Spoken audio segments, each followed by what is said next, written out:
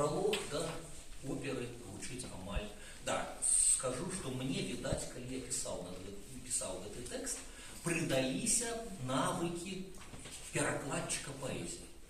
Можно перакладать с французской мовы на белорусскую, можно перакладать белорусских письменников на белорусскую мову. У меня так само был такие этапы парзення, когда я почал Богдановича, Короткевича, Юлия Таубина, там, где они по-русски писали, перакладать.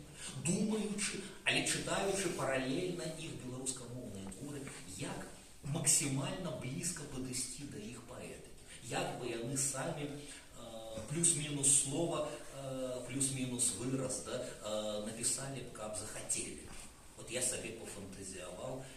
На счастье, еще одна подсказка. Короткевич фантастичный поэт, правда же?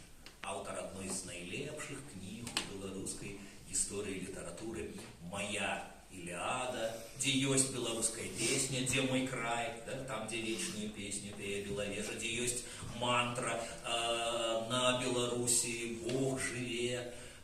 Карацей, читаючи «Дикое полявание» параллельно с такими балладами переважно, можно себе прикинуть, а як старенький Белорецкий расскажет про себя. Я старый, я вельми старый, 96 годов. Я полюю с давней поры на забытые песни и слова.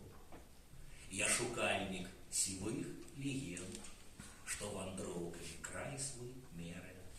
Гэткіх дражняць інтэлігент, запрашаючы ў жандармерію. Топіць край у крыві і дрыве, ды не ўмёрла надзея ціхая, бо яшчэ Беларусь жыве, пакуль мова, песнею дыхае. І я рвану на злом головы у фольклорную экспедицию. Под ногами паща дрыгвы, а с небес потом с навальницы. Расскажи, як у лютой жуде летний